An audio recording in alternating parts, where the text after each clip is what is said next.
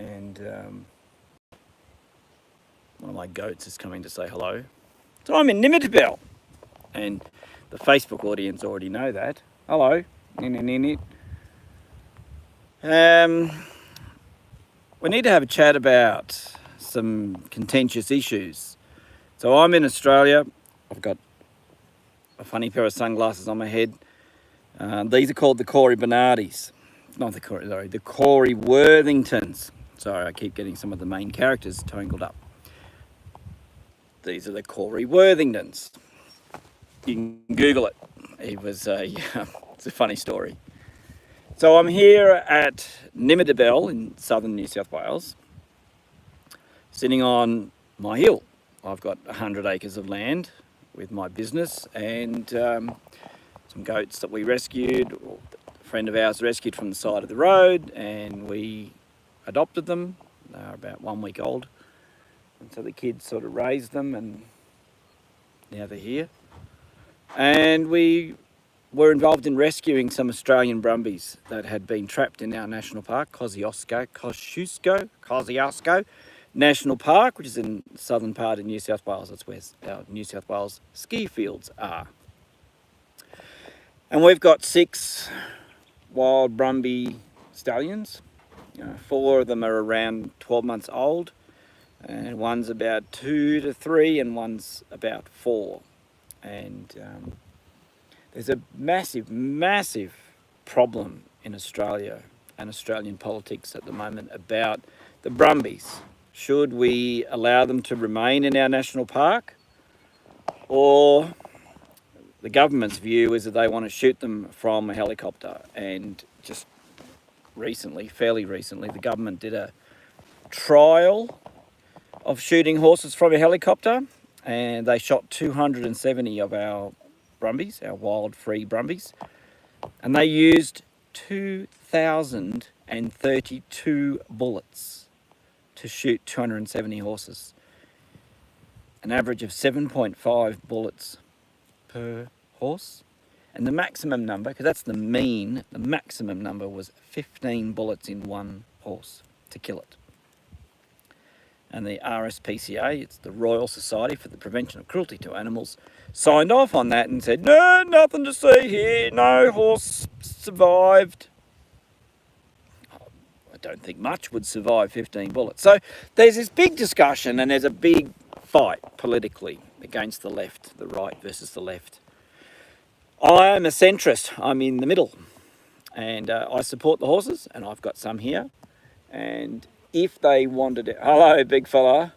We've got 4 domestic horses here as well. They're huge, 16 and a half hands and 17 years old. He's coming over. He spotted me. So they come over and jump on my videos with me. It's very cute, and they're very friendly. So the issue at hand is we've got a political fight running, and the Facebook people know this because we're in the middle of it. And there's 3 gangs. There's the gang of greeny, lefty retards that want to shoot everything that's not native.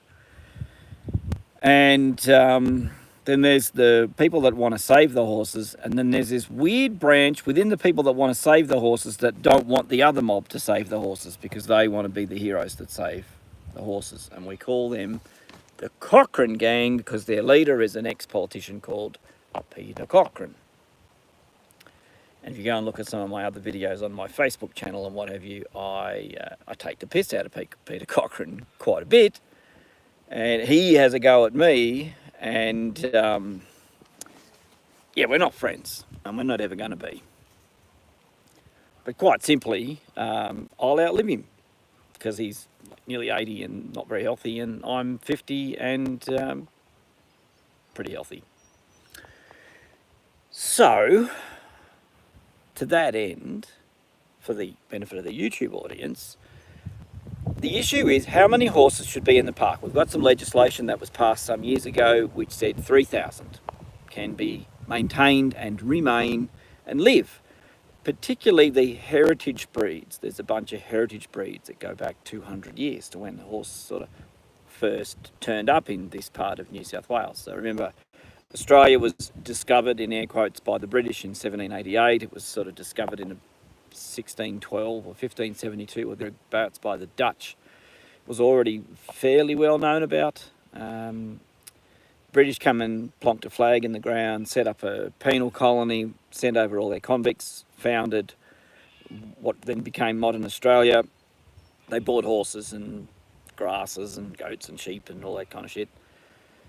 And by about 1822, 23, 24 roughly, people had started reaching this far south. I'm 450 kilometres south of Sydney here, 500 to the Snowies kilometres.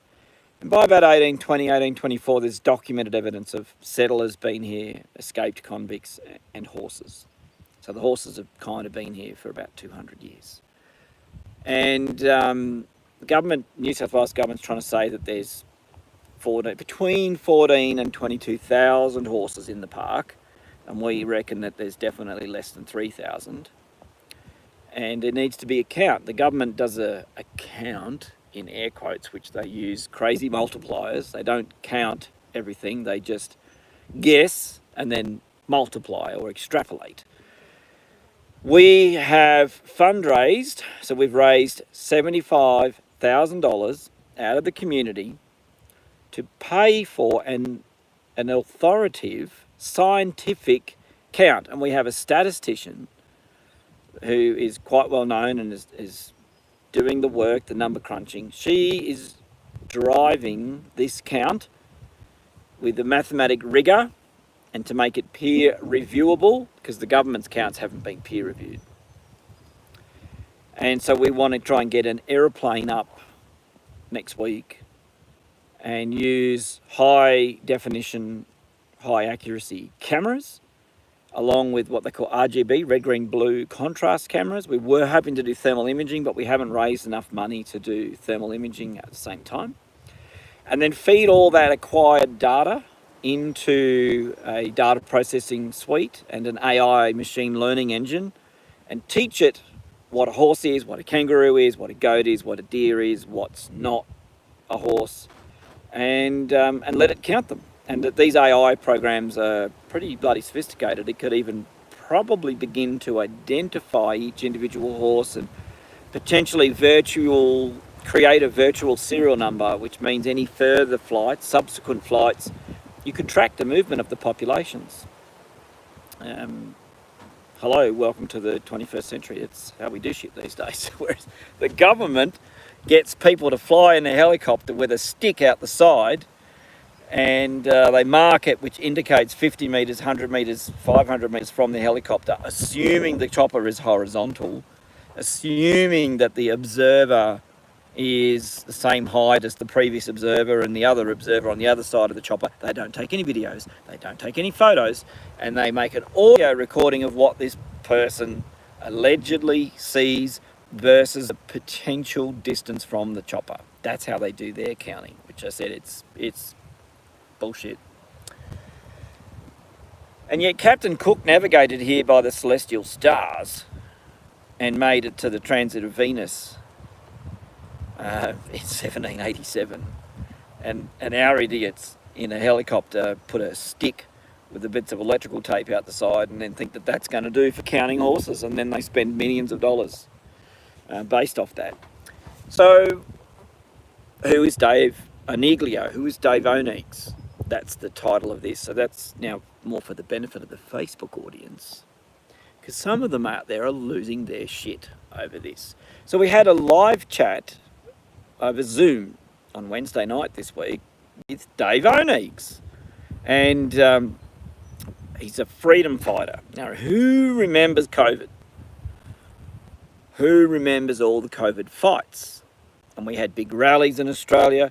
We had marches. We had the police pepper spraying old ladies and bashing people. We had rubber bullets fired at protesters in Melbourne. We had crazy arrests. We had the Aussie Cossack, who's proud to say is a mate of mine, getting chased by the cops, and Dave Onix. And then after COVID, we had big floods up at Lismore. Dave was involved in some fundraising, raised a bunch of money, about 320,000 Australian dollars, to help people who were victims of the flood, people with stock stranded on their properties. Horses, cattle, sheep, waterlogged sheep, stuck on what became islands in any riverfront properties because the flooding was, they try to say unprecedented, but it was up there with, you know, once in 500-year floods. It kind of screwed the town of Lismore, washed half of it away.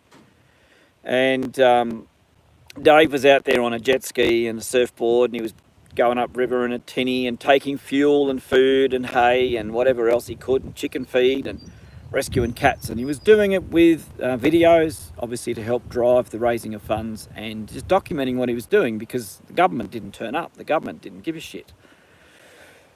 And he's labelled a freedom fighter. And I'm labelled a freedom fighter because I was at the protests over COVID. I didn't go and help the floods, but we did a lot of work with our bushfires down here. And so freedom fighter is being used by the media and our enemies as a derogatory term, as if we're awful or deranged or something. Oh, he's a freedom fighter. But freedom fighters, and I commented this morning, freedom fighters fight for everyone's freedom, everything's freedom. Horses, cows, justice, principles of justice and democracy.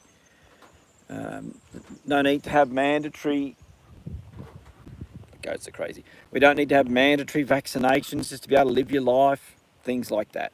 The ability to capture your own rainwater without paying a tax on it. So we did a video, about 60 people on the call, and we had Claire, the statistician, and this other fellow who's sort of put his name to the fundraiser. And it was very positive. We got an update. We talked about some of the issues ahead of us and where it's all going, and thanks to everybody that chipped in and raised money and what have you. And then it was uploaded on Rumble. It's a big conspiracy. You're on Rumble. You're making money from Rumble. No, you don't make money on Rumble. You make money on YouTube.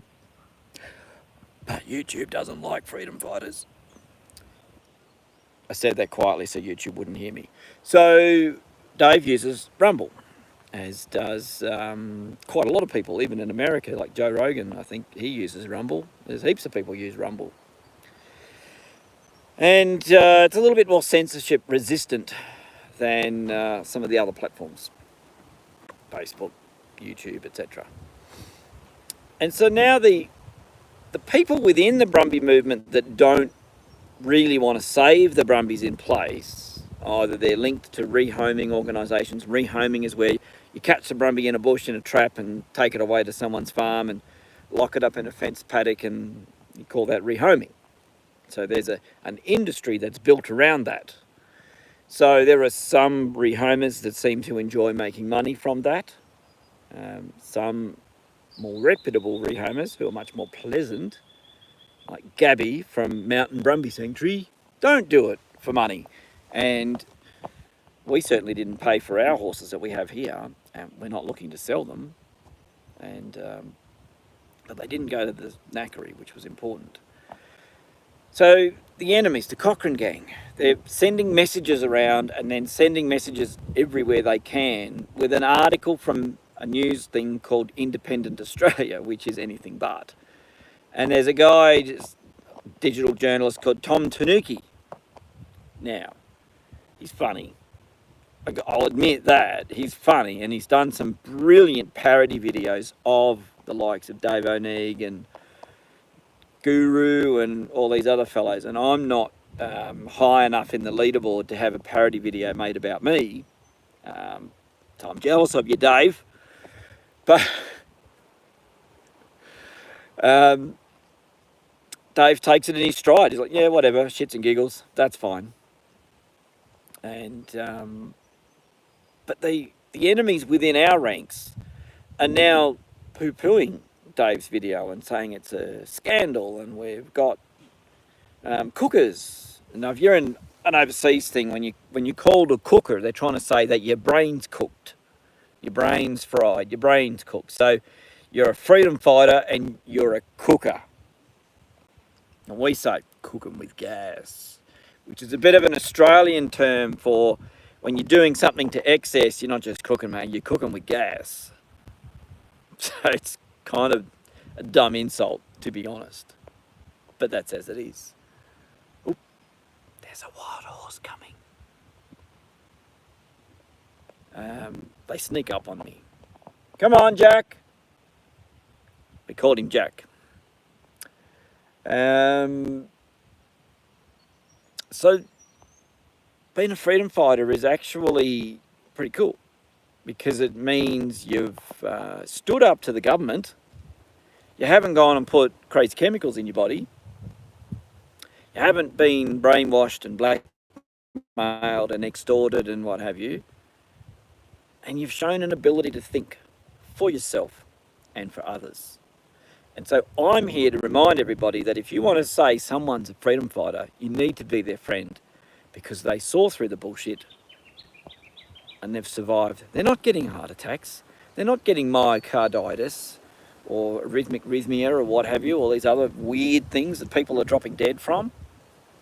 But we don't actually judge if you did fall to the government's bullshit and take a vaccine. We just ask that you respected our right not to do it. Yeah, we might have said you're stupid if you did it, but it's not really serious about it, because we're all happy to be here with you, and we want to see you survive and prosper and stand with us next time the government comes up with something crazy. We want you to stand with us and say no. So to the enemies in our ranks, and I'm happy to name them, and I'll keep naming them, particularly Jeanette Marie. She has been just awful on the online, stuff around, sending around this Independent Australia article. Marilyn Nusky, who's apparently a lawyer, I reckon she's a shit lawyer, and she was debating people till 2:30 in the morning. Obviously she must have done a magic disappearing trick on a bottle of wine or two again, because it was a bit incoherent, and she must have been embarrassed this morning because she deleted everything. It's a classic tactic. It's called guerrilla posting, or guerrilla shit. Call me, I better wrap this up. It's called guerrilla shit posting, where you post a heap of shit and then you sneak back and delete it and pretend it wasn't there, and then try to claim that you're innocent of it and that it didn't happen. But everybody takes screenshots these days, so it's pretty dumb. The issue more broadly is that they're sending around the Independent Australia article, and it says Dave Onix convicted of unlawful charity. Except it's not true, it's not accurate. So what happened was Dave was involved in helping a woman who set up a charity. He didn't set it up, he helped her promote it. He didn't get any money from it. And then when the money was sort of withdrawn into whatever the person's account, it was frozen by the Queensland Department for Fair Trading. They took the money, they investigated, they said, you didn't get approval to operate a charity, and they took the money and supposedly donated it to other charities, probably the Red Cross. And the whole point of that was to avoid giving money to the Red Cross, because the Red Cross basically only spends 10 cents in every dollar that they get donated. So Dave was then being prosecuted by the Queensland Department of Fair Trading, even though he lives in New South Wales. He's a New South Wales resident. So it was a weird cross-border thing, which is weird. And he's going to defend it, but then it costs money to defend, and when all your bank accounts are frozen and you can't access money, he ended up pleading guilty to the charge. The charge was, off the top of my head, it was basically operate a charity or participate in a charity without registration, something like that. It's not really a big charge, and the fine was $750. So it's basically, don't do it again. We took the money you raised, we're going to give it to the community still, and you get a fine for $750. And these enemies of ours are making merry hell over it. Convicted.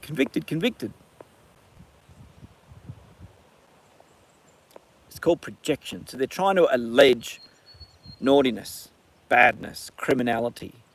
It's called projection. And then more concerningly, the latest scandal I'm hearing is that apparently documents are being circulated around, again, through back channels, mainly on Messenger, alleging that one of our big fundraising organising ladies, Die Hardly. It's insane, but the allegation is now that she has done a deal with national parks.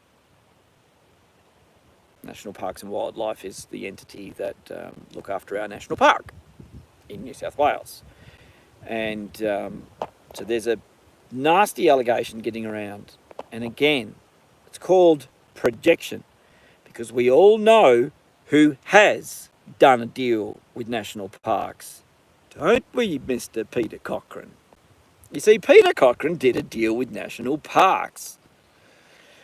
He doesn't like us knowing about that, but he has. My information is it's more than one deal. And so him and his gang will project their badness, their naughtiness, out onto us, which makes our job fighting the government all that much harder, because we've got to fight the people that are telling everybody that they're Brumby supporters, meanwhile they're stabbing us in the back. It's beyond insane. So here we are trying to save animals, and I can go for a walk up if you want, because they've found some nice grass. They're not coming down. Come on, boys! There's even a rabbit just popped out. Poor thing's got bloody myxomatosis though, and it can't see that it's night or day. I saw it last week. It's a bit sad, actually. So I'll go and jump through the fence. And for my international audience, I will try not to rip my pants open on the barbed wire fence. And if you hadn't guessed, I'm a bit Australian, hey. And so if you're on my YouTube channel, you probably found me through the blue-tongued lizard pulling the ticks off it. And then I also did a video with a snake, and so my enemies have criticised me that I got the snake wrong. I said it was a brown snake, and they go, no, it's a Highland copperhead. I'm like, well, they bite, it's brown, I don't really give a shit.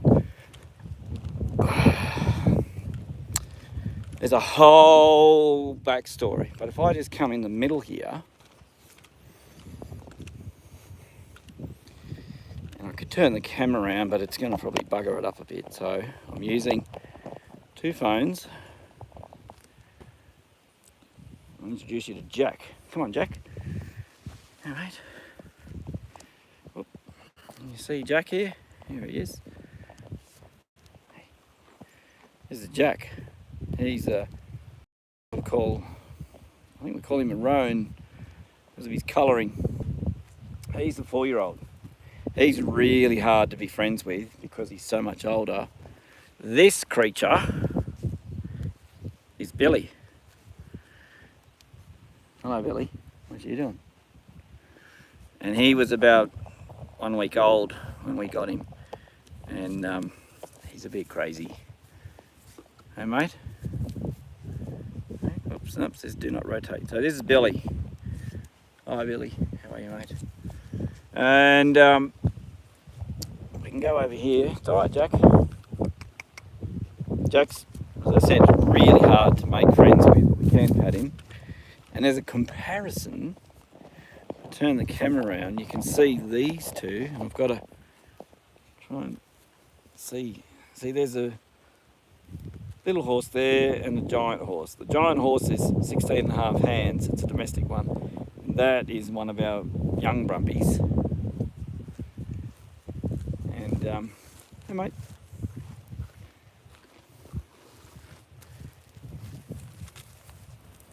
And this one is just huge, aren't you, mate?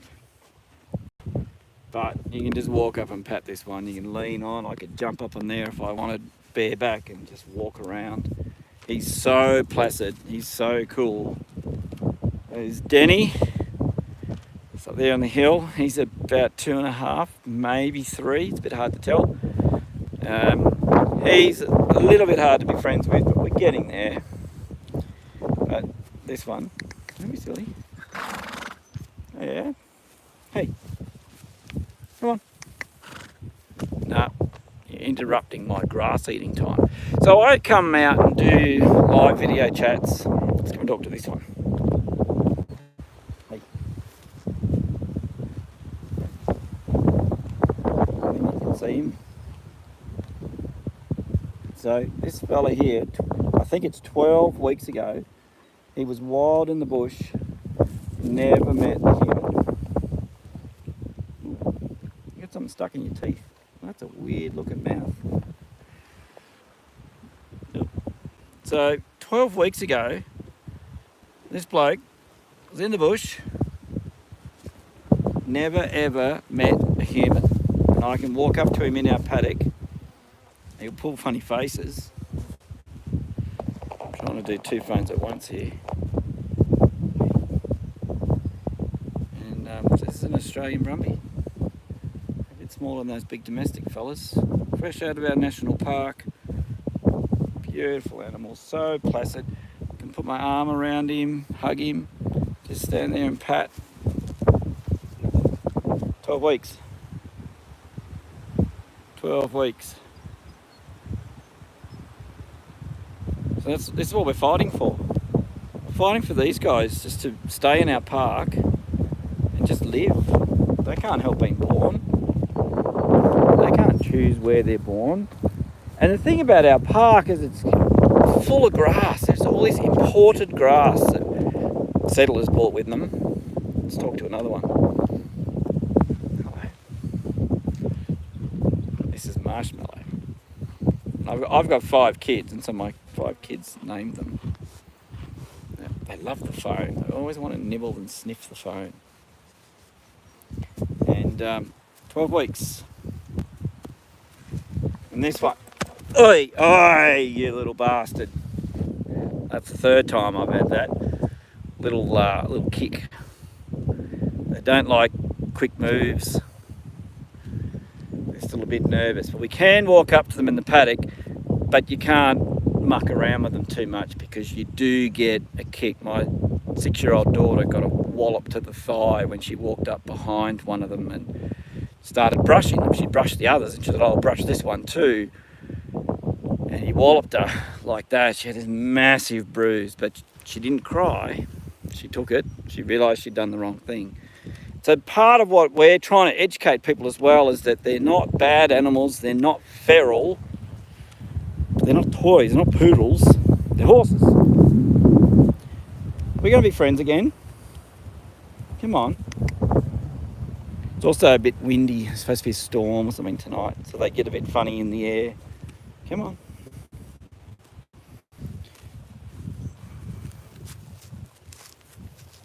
So, oh, he doesn't like the goats. He just say, oh, these bloody freedom fighters. Well, I know Dave Onix. Remember when I went to Sydney and I spoke at the rally in Sydney, the Freedom Rally? Who came on after me? Who did I give the mic to and shake hands with? Dave Onix. I've known him for a long time. He's a good bloke. I've criticised him in the past, and I'll admit to that. And I think he would criticise me for things he didn't agree with or agree to. That's the point. We can do that because we're grown-ups. The Cochrane gang haven't grown up past high school, have you? So let's get back to the business of protecting the Brumbies. Stop trying to cut each other down, because there are things happening, lots of things happening, so many moving pieces, and some of us are putting in a lot of effort to this fight. And we are sick and tired of trying to row the boat forwards with the Cochrane people rowing the opposite way, sitting right next to us on the seat even, pretending to be with us. If we were Romans, you'd be walking the plank. Well, actually, pirates, you'd be walking the plank. If you were Romans, well, let's just say it wouldn't be very fun if we were in Roman times. So, Di has my respect and admiration, and I don't have a problem with what she's doing. And you won't find somebody that's given more to this cause than she has. And you think about this count, this political inquiry, who do you think is mostly responsible for getting that together? You got it. Die Hardly and Sustainability Group. Brumby Sustainability Group. It's a cold fact. So you can go to my Facebook page, you'll find a bunch of others. You can now go to my YouTube page, and as a parting shot, I'll cut off the YouTube and I'll finish off on Facebook. But to my YouTube audience, thank